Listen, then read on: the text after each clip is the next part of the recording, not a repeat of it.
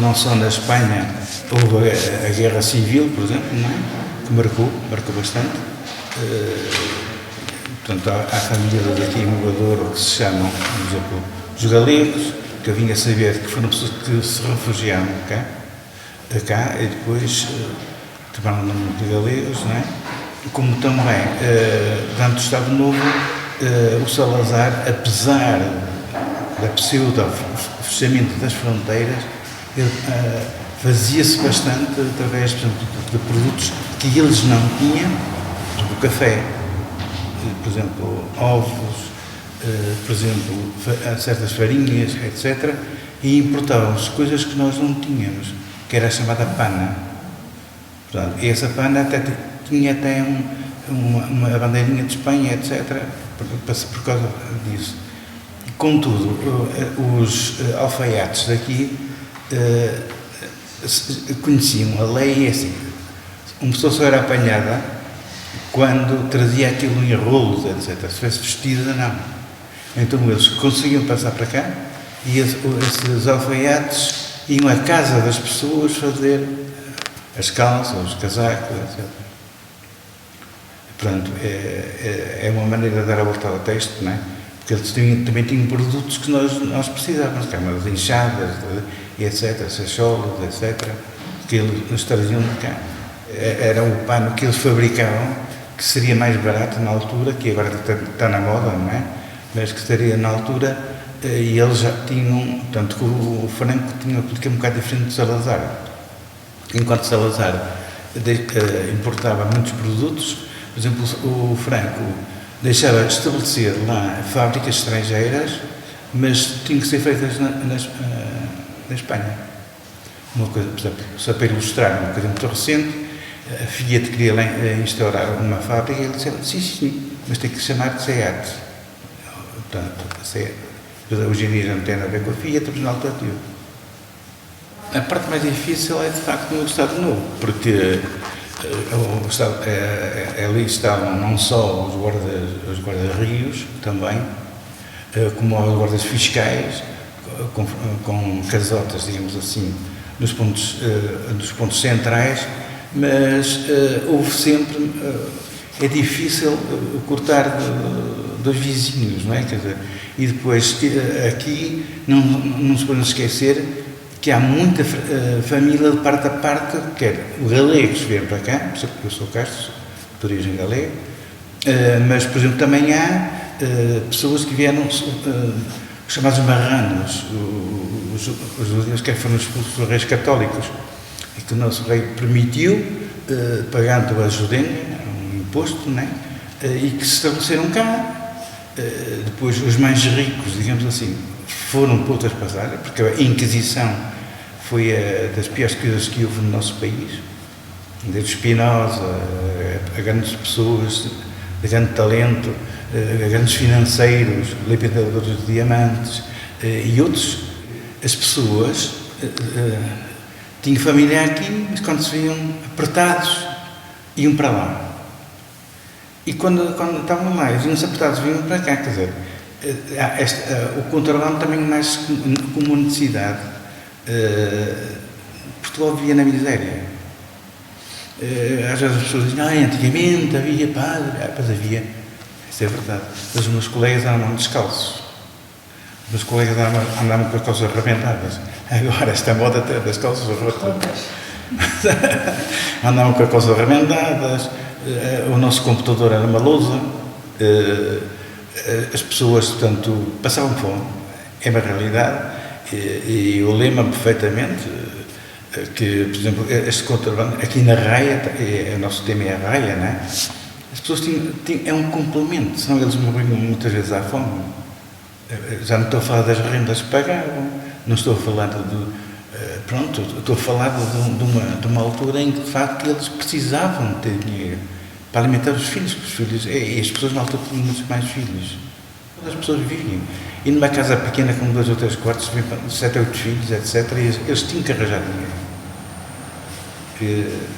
Portanto, e daí vê exatamente que há claro que a política fez um pouco aquela eu estou a fazer um trabalho, por exemplo, sobre Freixo Espada à Cinta, portanto, essa com madeira, não é?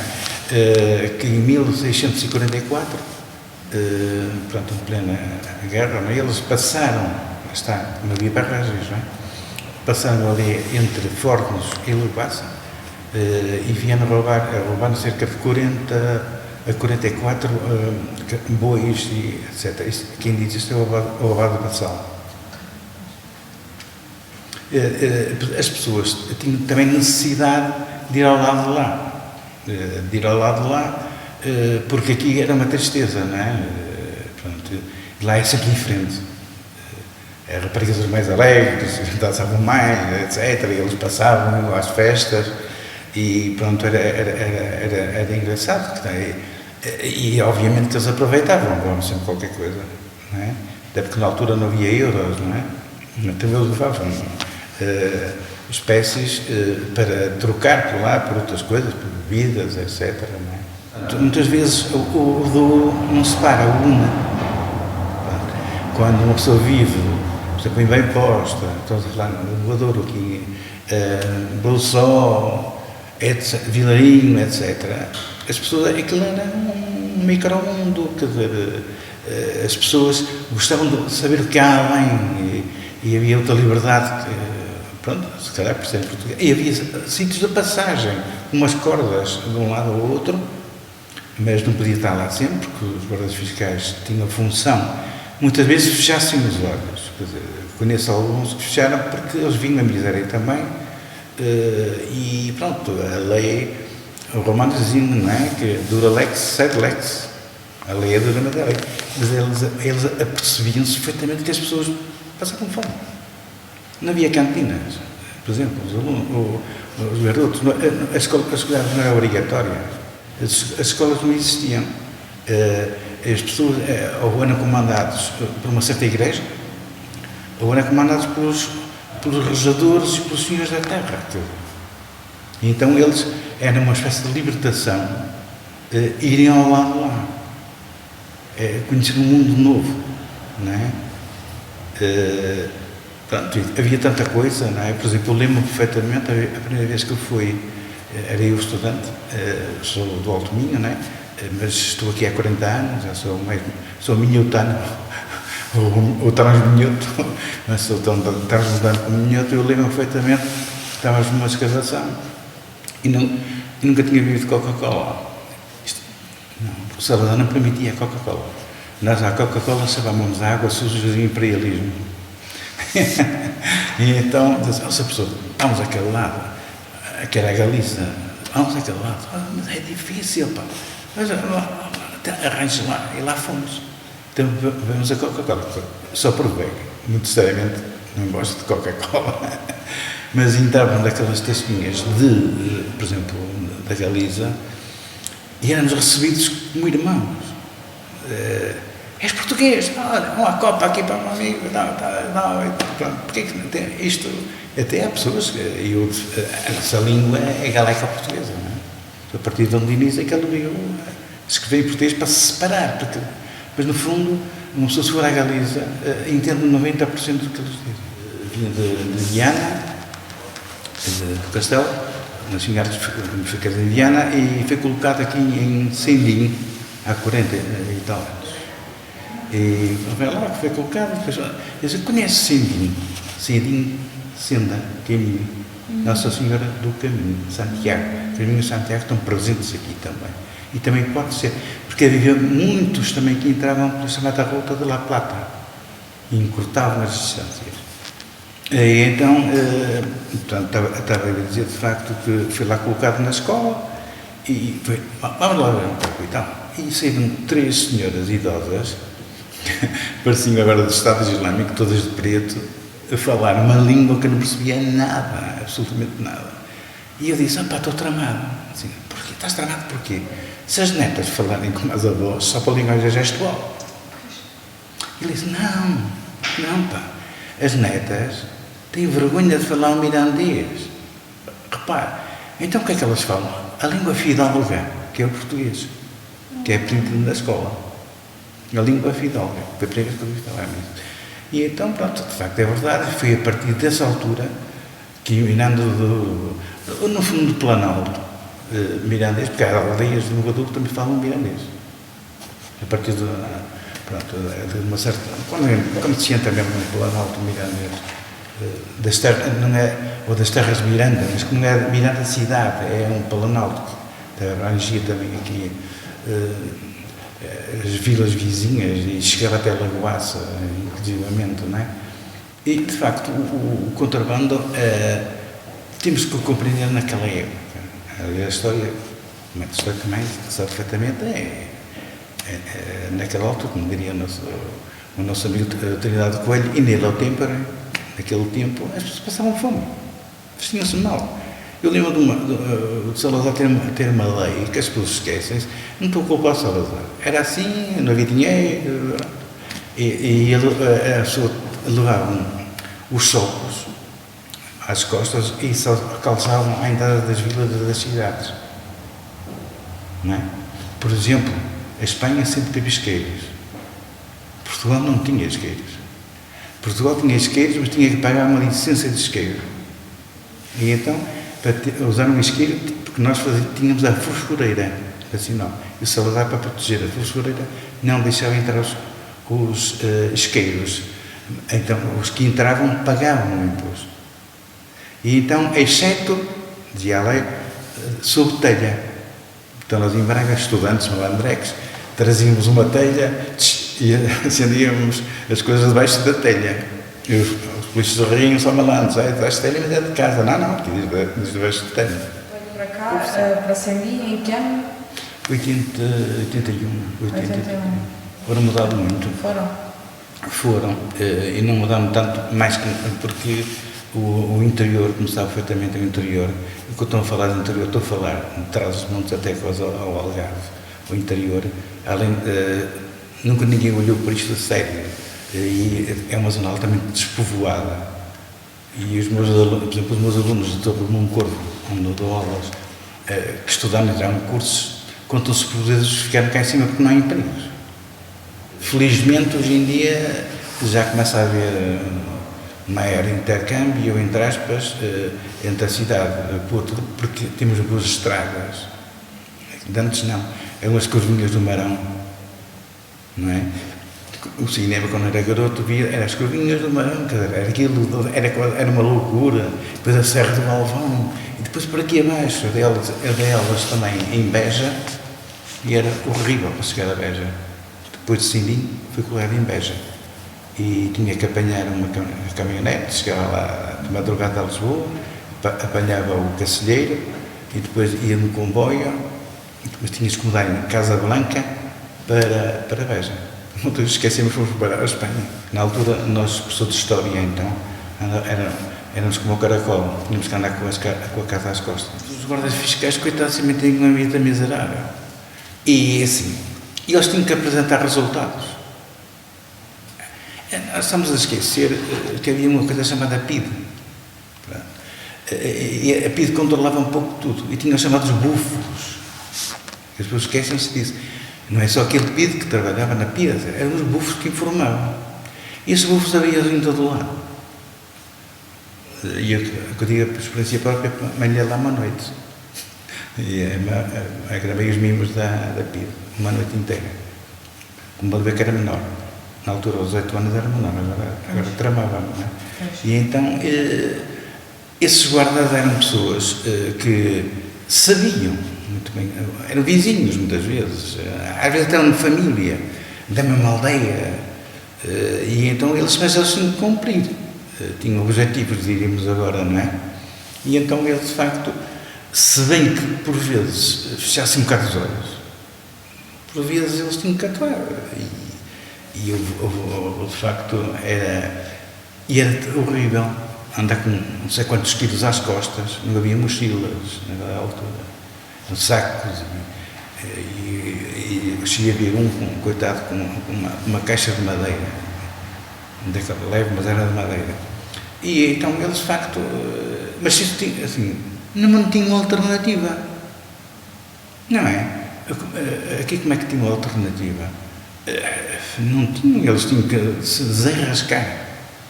E a única coisa que podemos arriscar é ir por caminhos recônditos, não é? Às tantas da noite, aquela romântica não é de levar nada, que aí viam-se logo ao longe, não é? E eles conheciam muito bem onde é que eles mais ou menos estavam, as casinhas, mas muitas vezes eles iam por sítios terríveis. Muitos morreram, muitos ficaram por lá. Pronto, isto também se prende um bocado, parece que não, mas prende-se os chamados passadores. Grande parte dos passadores à la pata para a França eram contrabandistas que conheciam aquilo como as mãos deles. Então eles levavam-nos lá. E os de lá levavam-nos para a França, não é? Dormiam miseravelmente em cortes de gado, em palheiros, etc. Comiam miseravelmente, a pé, grande parte. E pronto, também se liga aqui o contrabando, o produto se vinha ao contrabando de lá, de pessoas.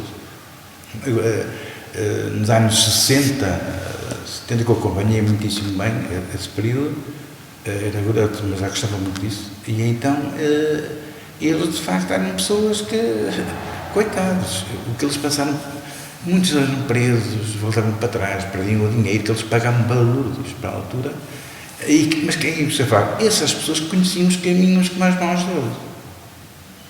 Portanto, também havia uma espécie de contrabando, entre aspas, de pessoas. E naqueles arredores de Paris, os primeiros viviam miseravelmente, mas eram levados para lá por essas pessoas que conheciam aquilo perfeitamente e que tinham redes chamadas assalto. Portanto, eles tinham. Um até me disse a mim: eu tenho passaporte de coelho, que o coelho está num lado e do outro. Quer dizer, não é? Portanto, aqui zonas raianas, portanto, há umas, de facto, o Rio Douro, pronto, na nossa zona, mas também há as chamadas fronteiras terrestres, que se passam a pé. Aí é que era mais complicado. Portanto, a senhora de Nazo tem lá um Marcos, Espanha, Portugal. Agora passa-se bem, não nada. Na altura era muito complicado. A minha perspectiva, e falando com muitos deles, que infelizmente também a esmagadora maioria já não está entre nós, antes era mais fácil, porque aquilo, então não é, porque era aquela ribeira que lá ao fundo, ao fim e ao cabo, que eles passavam, eles tinham, além das barcas de passagem, que isso aí era complicado, porque eles controlavam as barcas, não é? Desde a barca de Alba, que ligava à Vila de Alba, de Silhares, de Pocinho, etc., não é? Era muito complicado. E então eles passavam, por exemplo, ali em Lagoaça, Fornos, passavam com essas cordas para aquele lado, mas de lá estavam uns a puxar. Portanto, eles tinham também comido essas pessoas de lá. Outros tinham, de facto, umas barcas, é isso que eles dizem, mas pela calada da noite, não é? Mas que davam mais nas vistas, pronto. Eu acho que, pronto, a necessidade aguçou o engenho, não é? E as pessoas que queriam comer, que tinham os filhos a pedir pão, etc., não é? E arranjavam num sítio, seria mais fácil, noutros muito mais difícil, e noutros assim. Quer dizer, por exemplo, eu lembro perfeitamente uma coisa que há bocado falámos, as barragens tiveram um aspecto negativo nesse aspecto. Tiveram um aspecto positivo não só de produção de energia, como milhares de pessoas que vieram para cá, os chamados barragistas, que trouxeram pessoas de lá de baixo, de Baião, de Porto, daqui, de Domingo, etc., porque também não tinham trabalho. Vinham para cá e muitos casaram, outros ficaram por cá, outros regressaram. É assim a lei da vida. Eu conheci no Alto Minho, então, nas terras da Nóbrega, tem agora aquelas doenças muito bonitas dos namorados, não é? Que é as terras da Nóbrega, em que eles desgraçados, portanto, lá o vinho também não se dava muito, agora já não faz experiências novas, que isto mudou muito também, até pouco o clima mudou. Mas então esses senhores muitas vezes tinham que ir porque os filhos pediam-lhe pão. E eles então, quer lá, por outra fronteira, obviamente, quer aqui, as pessoas eram mesmo pobres, quer dizer, eu conheci bastante esses meus cadeiros, posso falar deles que já morreram todos, o Queimadinha, Reino, pessoas que iam. Gostava muito de uma altura que eu armei bem para, quis ir com eles. Ainda fui, sugerir que eu nunca mais. Tinha uns 16, 17 anos. Que eles não queriam levar, porque era terrível. O meu pai nem pensa, o meu pai nem sabia que foi. Paga Lisa, lá era mesmo Paga Lisa. Desse castelo da Nóbrega havia-se o Rio Lima. Portanto, vê-se o Rio Lima e então fomos até Chios de Lima e outras coisas. Mas era dezenas de quilómetros a pé. Não era brincadeira. Não eram caminhadas, como se faz agora, com as mochilinhas, com os lanchinhos, os iogurtes, umas águas. Não, era a parte da mesa, sempre. E um dia podia ficar para trás. Meia dúzia, bem. Exatamente, havia à frente o que ia abrir o caminho e o atrás que ia ver se vinha alguém, etc. Eles já sabiam mais ou menos onde eles costumavam estar, outras vezes os guardas fiscais, outras vezes eles mudavam de sítio, já de propósito, de vez em quando iam para a cadeia. Mas a Grande Maria, não, eu aqui também conheci. Quando, por exemplo, quando estive em Sendim, já há quase 40 anos, também conheci alguns. Levávamos ovos, tabaco, levávamos, como é que, outra coisa, ovos, tabaco e um produto que agora me estou a esquecer, mas já me lembro, porque eles levavam o que colhiam. Eles não podiam o que estava mais. Eles levavam ovos, tabaco, café, exatamente café. E traziam de lá os instrumentos para trabalhar na minha companhia. Não vou nada. Não, a minha experiência. Muito café, ovos, porque foi estou a falar tem 66, não é? A fronteira não tem rio, a Boina Nóbrega, rumo àquela zona da Galiza. Eles não iam para aldeias grandes. Eles iam para aldeias muito pequeninas que os outros vinham cá buscar. Deixavam, e os outros já tinham lá coisas de traziam. Por exemplo, em casas, cafés, em tasquinhas, não é? Que não havia cafés, não. Deixamos na casa de uma pessoa que fazia, que mais tarde vinha a saber que fazia o pau de assalto. O assalto só a partir dos anos 60, não é? Pronto. 60, portanto, tinha eu, nasci em 53, 17, 18 anos, 16, quando tinha 19, quando foi 25 de Abril, fui antes de 25 de Abril, que na altura só se era maior aos 21. Não é que quis ir. Você que quis ir? Tive assim um espírito um bocado aventureiro, quis ir para ver como é que era, etc. Porque eles também eles iam lá não só levar contrabando também, não é? Iam lá levar as vistas. Exatamente, levar as vistas. Iam passear. Também. Passear, e ver espanholas. Era um pouco isso. Também não podemos estar a saber, não, também era um bocado diferente. Eles enfiados numa aldeia, não é? Pois, no Minho é mais clerical do que aqui, não é? Portanto, por exemplo, na minha aldeia, a única pessoa que não ia à missa era eu. E o padre pediu. E então, lá de lá, também era um pouco igual. E este aperto às fronteiras, na Idade Média, não podia ser muito. Há um livro, que agora o autor, não estou a recordar, mas que é exatamente o comércio entre o norte de Portugal e o norte aqui. Pronto, aqui é a nossa zona, a Minho e esta zona. Que era brutal. Os almocreves, que não tinham um passaporte, passavam. Eu, quando tive em Beja, percorri o Alentejo todo, obviamente, não é? E a parte do Algarve. E a minha mulher, curiosamente, também é professora de História, teve-me em Mora, no sítio da Évora. E então era muitíssimo vulgar eles indo ao lado de lá. Portanto, em Telvas, né, e Badajoz, há pessoas que trabalham do lado de cá vão para o lado de lá e vice-versa. Aqui, sabe que aqui estes povos do norte são mais celtas, mais guerreiros, mais não sei o quê. Lá de baixo, portanto, há muita influência também muçulmana, embora diluída, etc., que também apanhavam, não é? Mas eram mais tolerantes, não é? Eles tinham chamados os almorávidas, não é?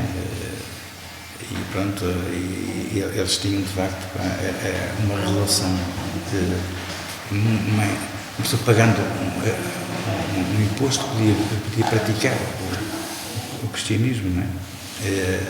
E então, eu acho que aqui um bocadinho mais, não sei, mas eu quando estive em Beja, por exemplo, não há bem a mesma coisa. É diferente a relação ao Espanha. Aqui pronto, prende-se mais. As barragens, por um lado, vieram dificultar, mas por outro lado também vieram ajudar. Quem vai de lá não vai fazer contrabando, por cima das barragens. Não tanto que os carabineiros eram mais sacados. Eram mais rígidos. Mas também havia. E havia muitas. Não havia discotecas na altura, muitas casas de diversão naquele lado. Em Portugal, naquela altura, desse ponto de vista que se fala muito pouco, porque ainda há esse preconceito, não é? As pessoas conheciam-se todas, as namoradas, e aqui, por exemplo, um rapaz que era de uma aldeia, namorava com a outra aldeia, tinha que pagar o vinho, sabia? Não dá para namorar com ela, tinha que pagar o vinho à malta toda, só depois é que era permitido namorar com ela, senão, pronto. Lá não, quer dizer, lá eles se sentiam-se mais livres e podiam ter outro tipo de atitudes que elas, coitadas, umas coitadas gostavam, não é? Proporcionavam. A peseta, o escudo valia mais que a peseta. Também referem isso, eles também referem isso. Pronto. Portanto, as pesetas, eles tinham que fazer muito bem as contas porque é muito complicado. E eles, portanto, eles também comiam, ao chegar lá também comiam, esqueci-me de dizer há bocado, também comiam, eles davam aqueles que eles tinham, porque caramba, depois tantos quilómetros a pé, etc. Levavam a bota do vinho, ou no vinho da cabaça, pronto, e íamos bebendo para ali fora, a gente bebia. Só que no vinho as mulheres bebem tanto como nós homens. As mulheres bebem. Quando fui de imigração, estás a pensar, pronto, se tivesse o descalabro total aqui no Minho. Elas, caramba, faziam o trabalho delas e dos homens e o caraças e tudo, e bebiam assim uma sua amarga, penteia, calvinhão, tem penteia, né? Penteia porque senão cagava pamba. E é verdade. Numa casa minhota, o pai tinha o gado, tinha o milho e o vinho. Era para os brincos, assim, para os anéis, para os brincos das mulheres, era os produtos da horta, a calvaria, os ovos, etc. E quando com a miúda, a filha, iam comprando aquelas bolinhas de ouro, que falam aqueles cordões, não é? E depois, quando não mordou, mas elas levavam o ouro da família, não é só delas. O rapaz dava às terras. Pois. A rapariga lhes dava o ouro. Por exemplo, assim, isso é muito antigo. Olha, já que estamos a falar aqui desta zona, há um bocadinho assim, aulas, davam aulas para um 19º ano, 10º ano. E houve uma miúda, por acaso, assim, impecável, era mesmo uma boa aluna. Disse, professor, vou casar. Vais casar? Está novinha. Sabe qual é? O pai insiste que eu tenho que casar. Insiste que tens que casar. Insiste. Mas vais casar porquê? Porque o pai do pretendente tem as terras encostadas às nossas. Se fica tudo juntinho. Não é que estamos a falar da Idade Média, 1980 e tal. Aqui em Minas da Fonte Santa. Que, portanto, aquele Conselho de Mogadouro, que é depois a Quinta das Quebradas para baixo, era muita gente. E havia, muito lá para trás havia também minas de prata e de outras coisas.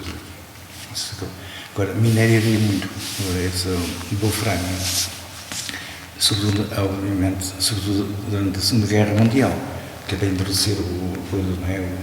E então, pronto, as pessoas ganhavam tanto dinheiro, eu lembro-me do meu pai contar, lá no Ponte de Lima, por exemplo, jogavam uma malha com queijos, acendiam charutos com notas. Pronto. Depois acabaram na miséria todos.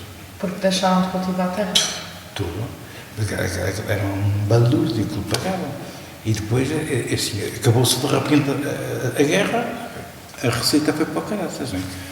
E então, eles, por exemplo, mas ali na a Quinta das Quebradas, por exemplo, o pai, o avô daquele escultor do barroco, não é? Do barroco, tinha gente vendia esse minério.